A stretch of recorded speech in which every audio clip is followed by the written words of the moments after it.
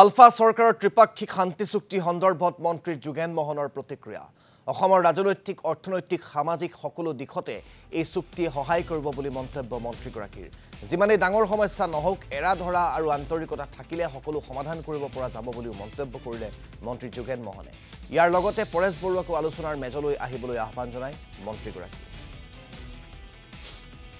আলোচনাপন্থী গোটটোৰ লগত ইতিমধ্যে কেন্দ্ৰই খুব সৎভাৱে আন্তৰিকতাই ত্ৰিপাক্ষিক চুক্তি হৈছে য'ত ইউনিয়ন হোম মিনিষ্টাৰ অনাৰেবল আমাৰ অমিত শ্বাহ ডাঙৰীয়া আমাৰ অসমৰ মাননীয় মুখ্যমন্ত্ৰী ডক্টৰ হিমন্ত বিশ্ব শৰ্মা আৰু ফ'ৰটক যিটো গ্ৰুপ তেওঁলোকৰ মাজত চুক্তি হৈছে যথেষ্ট আৰ্থিক পুঁজি দিয়াৰ উপৰিও বহুখিনি কথাও আলোচনা হৈছে কাৰণ শান্তি লাগিব অসমত শান্তি পথলৈ ঘূৰি অহাটোৱে ডাঙৰ কথা এই আমাৰ শান্তিৰ পৰিৱেশতহে দেশ বা জাতিটো আমি উন্নয়ন কৰিব পাৰিম গতিকে এইটো আমি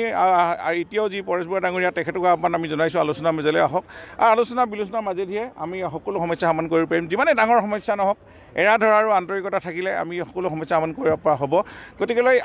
অসমৰ ৰাইজৰ যি ভাৱ মনৰ আশাবিলাক আজি বাস্তৱত ৰূপায়িত হ'বলৈ গৈ আছে মই ভাবোঁ এই চুক্তিয়ে অসমৰ অৰ্থনৈতিক ৰাজনৈতিক আৰু সামাজিক সকলো দিশতে সহায় কৰিব